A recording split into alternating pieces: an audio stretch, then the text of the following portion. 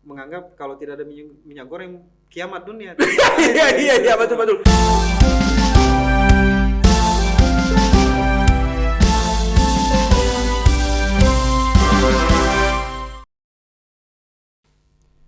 Assalamualaikum warahmatullahi wabarakatuh.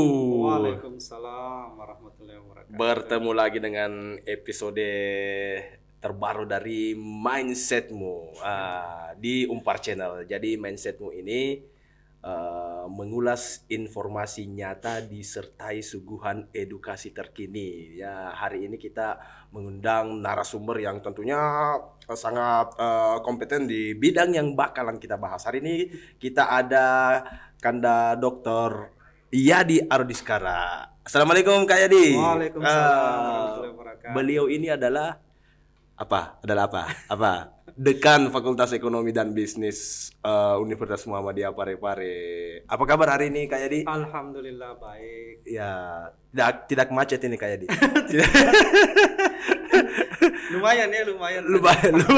Lumayan macet.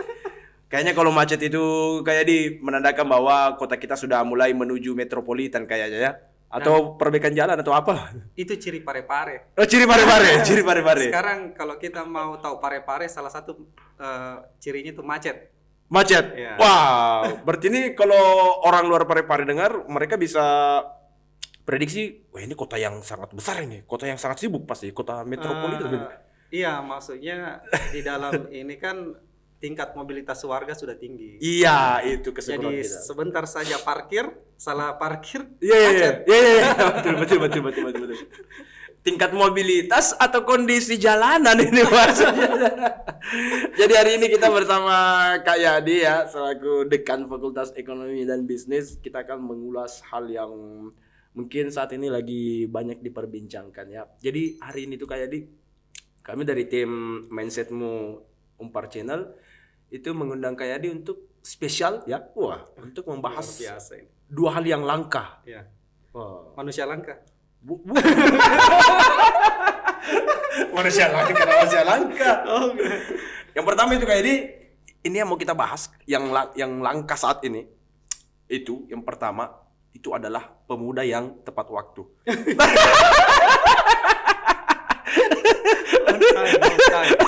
Bukan.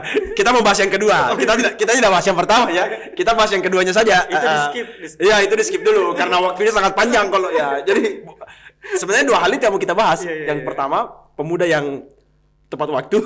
Yang kedua, ini kayak di minyak goreng yang sangat langka. Wah. Jangan sampai minyak goreng ini ada hubungannya di yang pertama tadi. Bagaimana caranya itu? Minyak goreng menyebabkan pemuda tidak bukan isunya itu tidak tepat waktu. Tidak tepat waktu. Iya. Ya. Oh ya. Oh berarti mungkin karena dia antri, disuruh sama mamanya mungkin ya, atau disuruh sama istrinya, akhirnya dia terlambat ke kantor mungkin begitu ya. Begini. Iya. Kalau distribusi minyak itu terlambat, sementara kita mau konsumsi, akhirnya orang antri. Jadi orang sudah antri di depan toko, belum ada minyak datang. Itu tidak tepat waktu. Oh gitu, ya. Oh tidak tepat waktu. Oh tetap poin utamanya tidak tepat waktu. Jadi memang on time itu bisa jadi masalah. Oh iya. Oh karena distribusi. Nah ini kan sebuah fenomena yang beberapa hari ini lagi santer ya kayak dia tentang kita lihat. Beberapa daerah di mana-mana bahkan di kota kita sendiri di kota Parepare itu sudah ada beberapa video yang beredar ibu-ibu yang berjibaku dalam antrian. Bahkan di Pinrang itu masjid ya. Masjid jadi rusuh. Maksudku begini kayak sebelum kita masuk membahas lebih serius itu ibu-ibu kenapa bukan suaminya Nasuru deh? Kenapa harus dia? Tapi saya kira-kira kalau disuruh sama ibu di rumah pasti saya bilang, kita terus gitu. Ini kita bicara dari yang sederhana dulu ke yang agak kompleks ini kayak biar pembicaraan kita tidak menjadi kerucut terbalik. Dari jelas ke mengambang. Wah ini kenapa sih bisa ada fenomena seperti ini kayak dia? Jadi kita bicara dulu tentang Indonesia ya. Ya. Karena sekarang itu sejak tahun 2006 Indonesia itu merupakan penghasil atau yang memproduksi CPO Ya. Jadi CPO itu adalah bahan mentah untuk minyak goreng. Itu minyak goreng. Ya. Jadi crude palm oil itu kita menjadi negara terbesar produksinya di dunia sejak tahun 2006. Terbesar loh nih. Iya, terbesar. Kekayaan tanah kita sendiri nih. Iya, menggeser Malaysia sejak 2006. Sejak 2006. Ya. Jadi di 5 terbesar di dunia itu Indonesia pertama yang menguasai hampir 90% ya. Ini 5 negara ini pasar dunia. Indonesia pertama, kedua Malaysia, kemudian ada Thailand, Kolombia, dan Nigeria. Oh, didominasi memang sama negara Asia ya kayaknya. Iya. Karena kan meskipun sebenarnya sawit itu kan berasal dari Afrika Barat. Oh, awalnya ya. Sawit itu originalnya dari Afrika ya. Oh iya. Jadi kan masuk ke Indonesia itu lewat penjajah. Iya, lewat penjajah yang mau perkenalkan itu ya. kan dari pertama dari Inggris yang menjajah Malaysia, akhirnya masuk ke Indonesia. Nah, jadi sangat heran tentunya kita kalau negara terbesar yang memproduksi minyak, warganya antri. Ini memperoleh minyak goreng. Ya. Karena di Abu Dhabi kita tidak pernah lihat orang antri beli bensin. Di Arab Saudi. Di Arab Saudi kita tidak pernah lihat orang antri beli minyak. Ya, betul. Iya. Kita yang negara yang memproduksi terbesar di dunia. Internasional sudah mengakui loh. Iya. Kalau kita adalah penghasil terbesar di dunia. Terbesar di dunia. Ya, dan itu memang data ekspor. Jadi Indonesia itu kalau ngambek dia bisa hentikan produksi minyak. Iya. Oh iya. Terlihat orang di luar. Waduh, ini bisa menjadi ladang internasional ya. Ini kan biasanya negara-negara berkonflik karena persoalan minyak. Iya. Makanya sangat sensitif sebenarnya kebijakan minyak sawit itu atau minyak goreng itu berpengaruh, kebijakan Indonesia itu bisa berpengaruh di tingkat dunia. Ya, jadi misalnya, sudah mulai rumit nih. Ya, misalnya kalau Pak Menteri, Pak Menteri Perdagangan, Pak Muhammad Lutfi langsung buat kebijakan yang baru-baru, misalnya itu untuk kota ekspor, perusahaan-perusahaan yang akan mengekspor itu harus menyediakan tambahan dari ekspornya untuk konsumsi dalam negeri. Perusahaan ekspor. Ya, perusahaan minyak ini kan rata-rata mengekspor. Mengekspor. Kenapa mereka mengekspor? Karena harga di luar itu jauh lebih tinggi dibanding dalam negeri. Makanya mereka mengekspor. Ya. Jadi harga dalam negeri itu hanya 16.000. Ya, acuan harganya yang ada. Kemudian ke luar negeri itu mereka dapat 23.000. 23.000. Jadi ada gap 7.000 rupiah. Ada selisih 7.000 rupiah.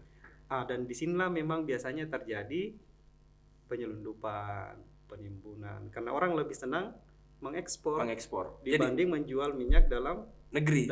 Jadi tadi yang para perusahaan yang mengekspor itu dikasih aturan sama Pak Menteri, dikasih kebijakan. Kan selama ini setiap mereka mengekspor menyediakan kuota 20% untuk konsumsi dalam negeri. Ya. Oh, maksudnya bahasa sederhananya, jangan kau jual semua di luar. Betul. Kasih sisa juga orang di rumah. Betul. Oh ya, 20%. 20% untuk dalam negeri. Nah, sekarang per Maret itu sesuai keputusan Menteri Perdagangan itu ditambah 10%. Tambah 10.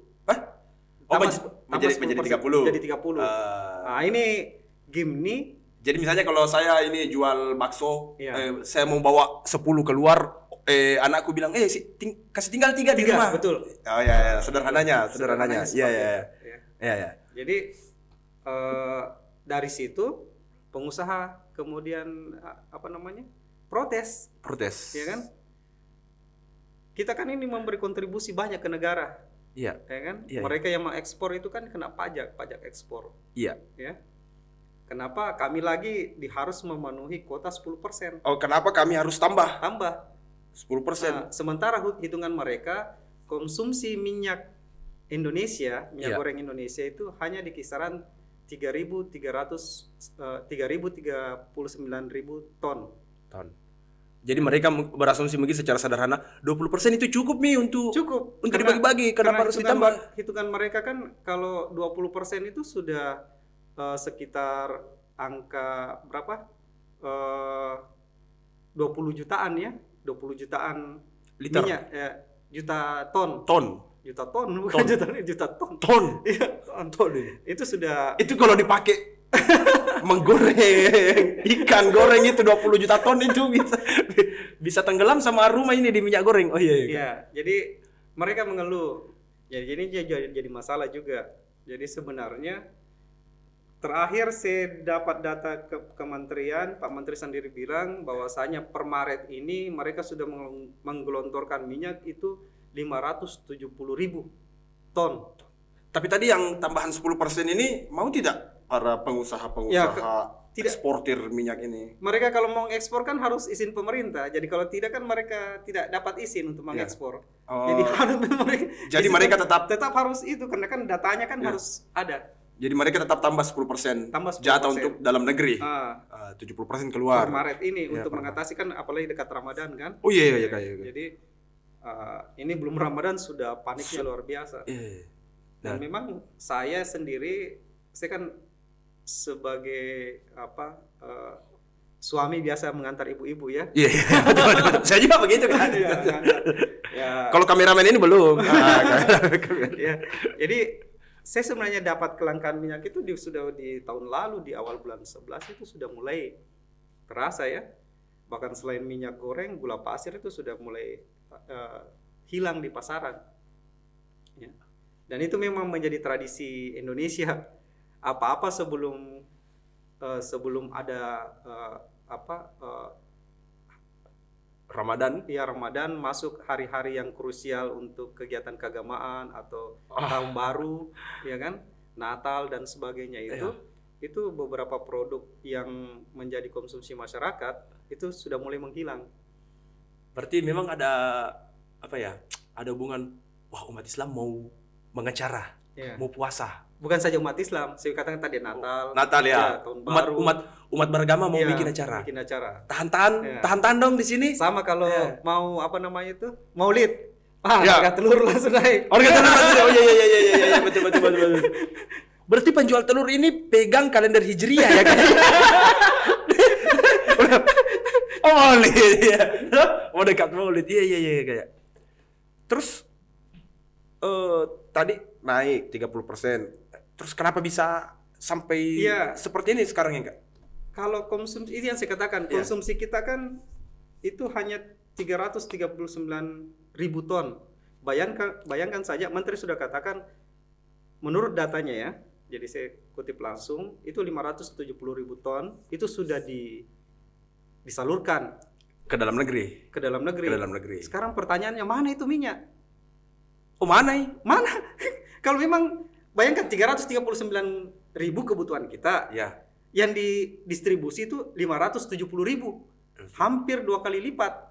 Ada lebihnya. Ya. Kemana itu? Sementara Pak Menteri bilang harusnya dalam 24 hari ini dari 270 juta penduduk Indonesia ya itu sudah mendapat 2 liter minyak. Harusnya dalam rentang waktu 24 hari. Aduh, sekarang logikanya kenapa jadi runyam segini ya? Angka yang sudah distribusinya banyak, tapi di lapangan itu toko-toko hilang semua hilang. Kan kita bertanya. Iya. Nah, ini masalahnya di mana? Jadi maka orang curiga dengan para produsen minyak. Jangan sampai suplai sudah dilakukan, tapi akhirnya kembali masuk gudang, kan seperti itu. Berarti mungkin begini sederhananya, Kak. Saya eksportir minyak. Iya. Pak Menteri bilang, Pek, 30% kasih simpan dalam negeri. Oke, siap Pak Menteri. Saya kasih anggotaku. Ini bagi di Indonesia. Iya. Ini kan anggotaku mungkin di sini tersangkut ini mungkin nyangkutnya di situ yang pendistribusian 30%-nya itu. Jadi semua sekarang pengusaha sebenarnya kan kita bertanya, masa pemerintah tidak punya data siapa yang produsen minyak? Pabrik-pabriknya? Wah, jelas sekali, Kak. Harus kan data. Jadi kalau tidak salah itu ada sekitar 76 produsen minyak ya, tidak sampai. Dilihat saja dari pemungkusnya, di situ ada PT-nya di situ. Kan ada izinnya di kementerian. Ada kementerian untuk apalagi yang mau ekspor kan ada datanya. Jadi semua data itu, jadi tidak sampai 100. Pola distribusinya bagaimana, ya kan? Iya. Sekarang kalau mereka mengatakan terdistribusi 570.000 ton, ya kan? Itu mana-mana saja daerah yang sudah. Dari daerah itu kan kita bisa lihat, misalnya Sulawesi Selatan, sudah sampai Parepare sekitar 10.000 ton. Sekarang dari 10.000 ton itu masuk ke toko mana saja? Itu kan bisa terbaca. Harusnya ya, harusnya. Masa pemerintah untuk yang sedetail itu tidak punya mapping untuk membaca bahwasanya di sini ada distribusi yang putus dari rantai pasokan yang ada ya, bahasa ekonominya rantai pasokan. Jadi dari produksi masuk ke gudang, gudang masuk ke para distributor masuk ke para agen langsung ke pengecer. Kan harusnya ada mappingnya, ada peta yang jelas. Iya. Kenapa Parepare bisa langka? Sementara konsumsinya hanya segini biasanya. Tapi ini masalahnya se-Indonesia ini masalahnya, Kak. Ya maksudnya itu contoh. Contoh. Jadi harusnya mereka sudah punya data. Bahkan saya heran sendiri kenapa menteri baru mengakui bahwa per Maret ini memang minyak goreng itu tidak ada di toko-toko, di pasar, toko-toko eceran. Ya, kita mau cari tidak ada. Nah, ini jadi masalah. Pemerintah sendiri bingung mencari kemana itu minyak, sementara klaimnya sudah mengatakan 570.000 ton sudah terdistribusi. Kalau saya melihat bahwasanya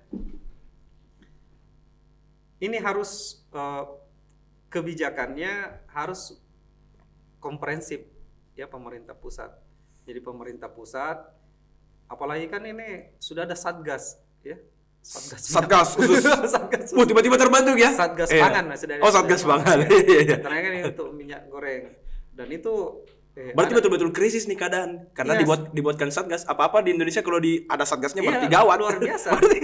Kita ini Indonesia apalagi kalau sudah ada polisi di dalamnya. Itu kan berarti betul-betul bermasalah ini. Sudah tanda kutip. Kita harus beli warning ya.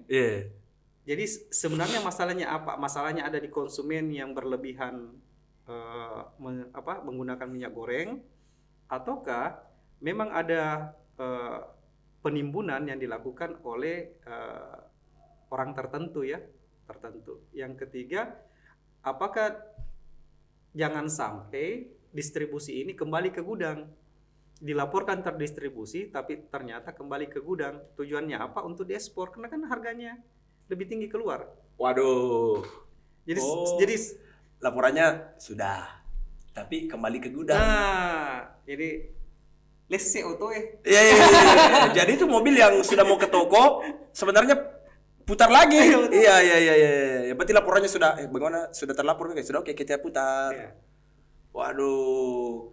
Atau Kak, saya menangkap hal yang lain ini kayak apakah mungkin para eksportir ini kelangkaan minyak ini karena mereka mungkin ya bentuk protes mereka terhadap kebijakan 30% itu, siapa tahu begitu maksudnya.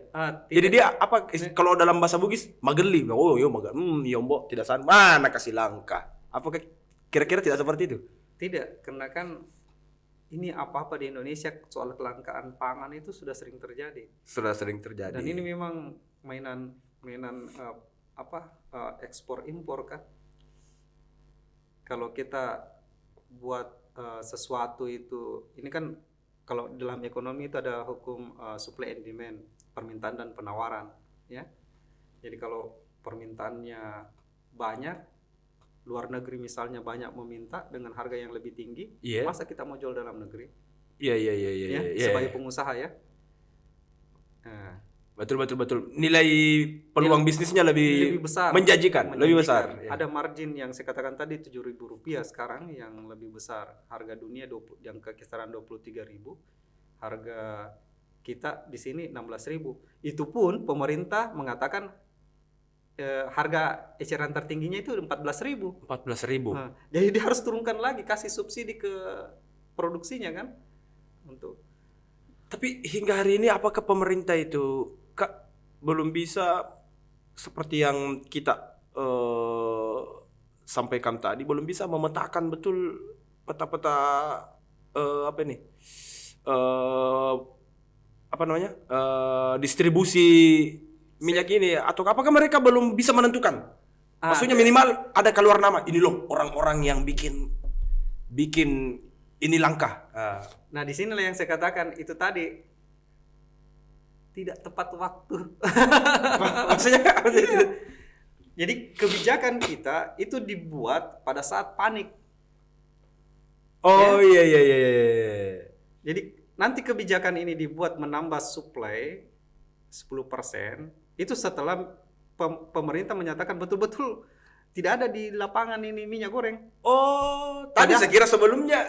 Iya, padahal harusnya ini di bulan 11. Jauh-jauh hari sudah memang mengantisipasi kemungkinan ada peningkatan produksi yang mungkin terjadi. Karena kan pembacaannya juga mungkin pemerintah salah baca data. Ya. Tahun 2020 itu dan 2021 itu kan masa-masa masih Covid. 20 ya, 2020 2021. 19 lah. Ya. 2019 lah. Ya di situ jadi data-data yang dipakai untuk mengukur konsumsi masyarakat di situ kan masih rendah, ya. Orang lebih banyak di rumah, industri belum berjalan. Oh iya. Ya, yang goreng-gorengan itu iya. Itu belum UKM ya, meskipun katanya untuk UKM sendiri itu ada suplai untuk jenis minyak yang tidak tergabung dalam yang dikonsumsi masyarakat langsung. Oh jadi maksudnya di 2020-2021 masyarakat tidak begitu aktif konsumsi minyaknya mungkin karena orang di rumah. Jarang yang pergi beri gorengan Tidak ada kan, malah tidak ada yang penjual-penjual itu kan tidak ada. Ya, perputaran ekonomi turun grafiknya. Itu menjadi acuannya. Ya, itu menjadi acuan. Harusnya pembacaannya itu juga dilakukan kalau ini kan dulu kondisinya kita belum stabil.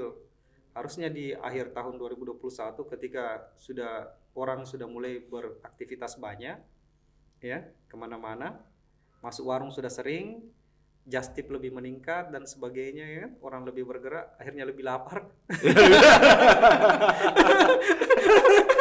Saya saja itu Kak kalau lapar tapi dompet lagi kosong, saya itu aktifkan yang namanya mode pesawat. Mode pesawat luar biasa ya. Tidak ada pembicaraan pokoknya dia mode pesawat. Oh ya, saya mulai tangkap nih Kak.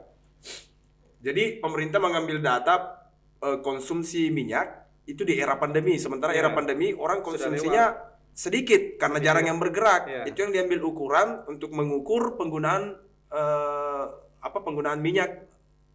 Padahal tidak segitu. Iya, karena itu kan hari orang mode pesawat semua. Maksudnya tinggal di rumah, tidak ada yang ini. Oh iya. Orang kan banyak lebih ke safety juga. Iya, betul. Membeli minyak itu seperlunya saja. Betul. Karena kan mau keluar juga untuk apa? Ya, dulu yang era awal PPKM. Yang kedua, pemerintah menurut saya itu tadi terlambat mengambil kebijakan antisipasi. Ya. Jadi memang kita ini selalu mengambil kebijakan setelah ada masalah. Iya. Nanti setelah ada masalah jadilah satgas itu. Padahal harusnya sebelum itu. Atau mungkin masalahnya akan timbul ini kita tidak bisa tebak sehingga nanti dia timbul. Oh begini paling masalahnya. Baru bikin. Menurut saya kan ekonomi kita itu cerdas-cerdas ya. Kementerian itu kan punya data yang akurat. Mereka bisa mendata, membaca. Sebenarnya konsumsi real kita itu berapa, tinggal ditambah sekian persen mungkin untuk momen-momen Natal, Tahun Baru, Idul Fitri, Ramadan ya. Nah, sekarang yang selanjutnya mempertambah parah menurut saya adalah konsumen yang panik. Ketemu. Panik kan. Jadi dia bilang daripada tidak beli daripada kehabisan minyak lebih beli lagi. Padahal masih ada stok. Oh ya, saat stok dari kaum eksporter sudah sedikit, kita lagi pergi ambil banyak. Oh iya. Akhirnya ketemu. Jadi itu yang terjadi, ya. Jadi yang ibu-ibu ini yang dulu masaknya cukup 1 liter, karena panik jangan sampai habis. cari lagi. Cari lagi. Padahal masih ada. Iya. Di penjual pertama dia pakai kacamata, di penjual kedua dia pakai masker, di penjual ketiga dia mah pirang. Jadi kayak 3 orang yang berbeda padahal dia Ji. Iya. Bahkan ada yang saya lihat sebenarnya ada pekerja-pekerja milenial ya, yang anak-anak muda itu. Iya. UMKM ya maksudnya ya Kak? Atau apa? Bukan yang anak-anak muda yang kerja di kantoran. Oh iya. Yang banyak kan itu yang milenial. Mereka yang kerja, yang selama ini hanya kalau mau makan malam atau apa lewat Grab. Iya, lewat ya. Sekarang ikut antri minyak. Terjadi. Padahal mereka iya. Tujuannya apa diantri minyak? Maksudnya sederhananya begini, saya mau datang tanya, mak goreng kok gak kau di rumah? Ya. Selalunya kau order ojol, iya. Kenapa kau pergi beli minyak? Ya. Kenapa sampai begitu? Karena ada semacam kebanggaan kalau dapat minyak. Oh iya. Oke. Ini pembahasan kita sudah mulai ini anak tangganya sudah mulai naik lagi ya. Beda lagi ininya. Iya, jadi sudah mulai beda server. Jadi tentu konsumsi yang begini itu menambah kebutuhan itu semakin tinggi. Orang yang sebelumnya itu tidak menggunakan minyak beralih ke minyak. Ya karena kan? panik. Karena panik. Iya. Karena ada juga faktor kebanggaan kasih masuk di status kasih masuk di story dapatnya. Padahal biar masa air hangus airnya. Padahal iya. Oh iya. Jadi ada beberapa yang perlu kita identifikasi di sini. Memang perilaku konsumen kita kalau sedang panik itu pada saat awal-awal COVID saja kan itu seperti itu. Dikatakan mau lockdown, langsung beramai-ramai orang menyerbu. Masuk ke toko-toko membeli bahan frozen-nya. Betul. Di-staykan di rumah. Padahal itulah yang menyebabkan harga-harga tinggi dan juga barang-barang menjadi berkurang, langka. Harusnya kita sadar ya, untuk kelas menengah ke atas itu tidak usah kelompok antrean itu ya. Jadi kalau yang ke bawah oke lah kita pahami. Cuma kan kejadiannya akhirnya pemberitaan yang bombastis bahwasanya ini minyak berkurang mau Ramadan, akhirnya butuh safety. Semua terlibat proses itu. Barang memang sudah kurang datang, bertambah kurang lagi. Warga kita panik. Yang sebenarnya tidak terlalu gorengan, butuh gorengan, tiba-tiba beli 2 bungkus. 2 bungkus. Jadi bayangkan saja orang yang kalau satu kantor misalnya yang milenial itu ya. Yang biasanya order tiba-tiba terjun ke lapangan padahal biar bikin mie instan juga salah. Iya. Saya bangga, saya lihat ada yang bangga itu di tenteng itu. Alhamdulillah. Iya. Karena kita enggak yakin mereka goreng. Pintar muku gak masak. Kasih nyala saja kompor salah. Iya, betul. Itulah, jadi memang betul. Perlu memberikan edukasi ke masyarakat untuk kapan perilaku panic buying ya dalam istilah ekonomi itu kita memang ada itu memang teori seperti itu kayak itu ada, maka harga-harga menjadi tinggi, barang itu semakin berkurang di pasok karena dia produsen itu menjaga supaya sebenarnya distribusinya nanti kurang, tujuannya harganya naik. Nanti ketika pada titik harga tertentu sudah disepakati misalnya dari 14 ini ya 14, kemudian harganya naik mungkin sekitar 18, baru mereka keluarkan. Rumit sekali ya, kejam sekali kalau menurut saya ini Kak. Ini kan mainan ekonomi. Iya, dari sudut pandang saya sebagai masyarakat awal, luar biasa ini strateginya nih. Jadi kan sistemnya begini, misalnya daripada tidak ada, ya betul. Kita punya barang tapi saya mau sepakat dengan pemerintah, harga saya di harga bukan karena di luar negeri 23, bisa enggak pemerintah kasih 18.000? Ya. Daripada tidak saya bikin, tidak saya distribusi. Ya, tidak saya distribusi, daripada saya jual sampai keluar. Iya. Iya, betul. Walah. Jadi memang ya kita sebagai masyarakat ini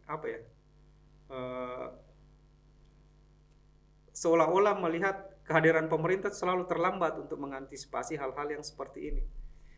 Buat kebijakan harga 14.000, padahal standar harga di dalam negeri 16, di luar negeri 23. 16 berarti produsen harus subsidi 2.000 lagi. 2.000 lagi, sementara kalau dia keluar kan lebih enak. Nah, itu yang itu. Dan ini yang dulu terjadi di bensin ya, premium ya. Harga luar tinggi, akhirnya ditimbun, dijual keluar atau dijual ke industri. Seperti itu karena harganya beda.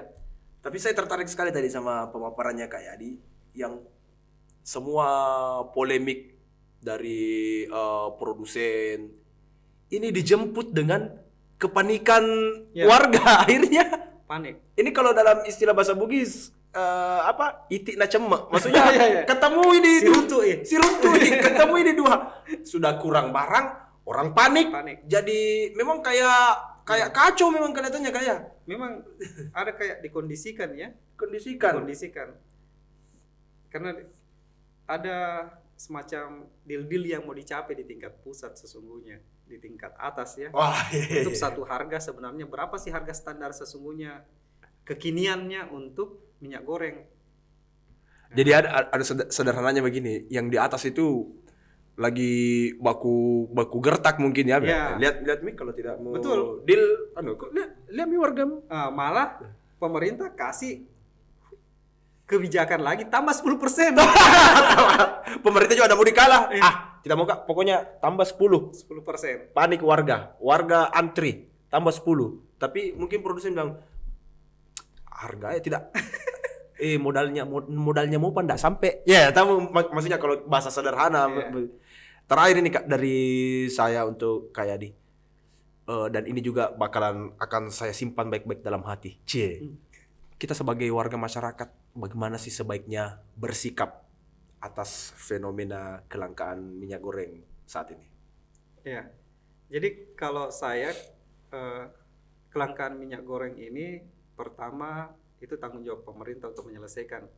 Karena kita amanat Undang-Undang Dasar 45 menyatakan bumi dan air dan segala isinya yang ada terkandung di dalamnya itu dikuasai oleh negara untuk kesejahteraan rakyat. Itu jelas. Ya. Bahwasanya sawit itu yang menebang hutan-hutan kita, ditanami sawit, diberikan izin pemerintah untuk pengolahan lahan itu yang rugikan masyarakat ketika dibakar lahannya, asapnya dikirim ke kita, ya kan? Polusinya akhirnya itu tanggung jawab pemerintah. Jangan sampai hanya segelintir yang menguasai, kemudian yang menikmati juga segelintir. Harusnya itu jadi tanggung jawab untuk distribusi sampai masyarakat. Pemerintah tidak bisa lepas tangan mengatakan saya sudah, tapi harus mengecek bahwasanya betul-betul masyarakat itu dapat memastikan konsumsi minyak gorengnya ada. Betul-betul sampai di tangan. Sampai di tangannya masyarakat. Harus ya. Yang kedua, masyarakat jangan panik. Ini untuk masyarakat nih. Untuk saya juga ini. Jangan panik. Jadi sebenarnya kan minyak goreng itu wadah untuk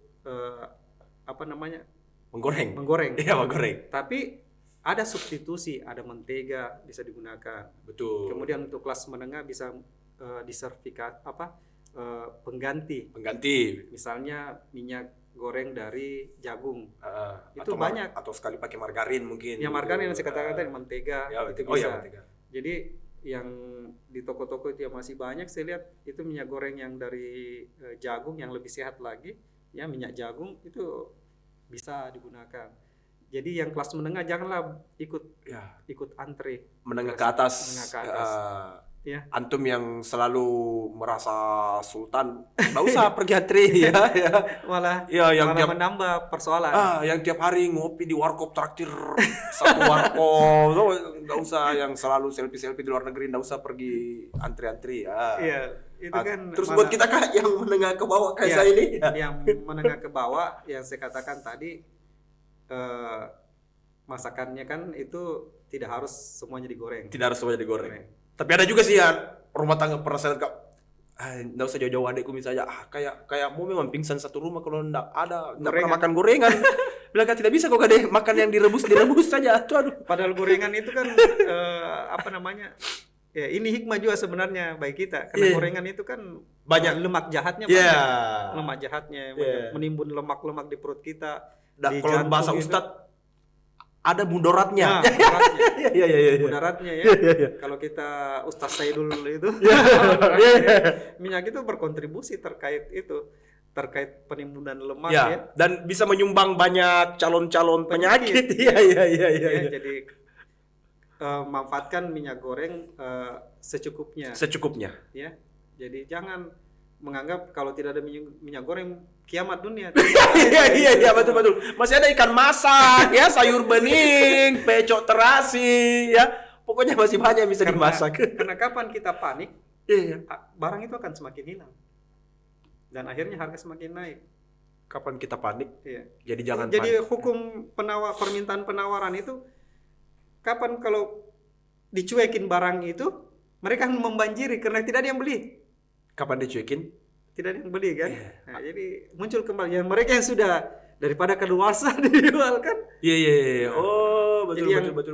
Distributor atau agen-agen yang menimbun itu akhirnya kan juga panik kalau tidak ada yang beli. Iya. Tidak ada yang beli. Iya. Akhirnya keluar saja. Kasih keluar saya dari toko. Iya betul. Daripada keluarsa ya betul.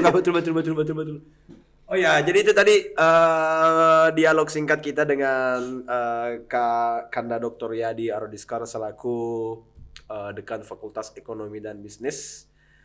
Dan jangan lupa tetap selalu subscribe channelnya kita di Umpar Channel. Terima kasih banyak nih Kak Yadi ya. Sama-sama. Sudah memberikan saya pemahaman. Ini saya nanti kalau pulang ke rumah ini sih, kalau mau tidur sama istri saya akan cerita-cerita loh, saya tadi bahas tentang gini.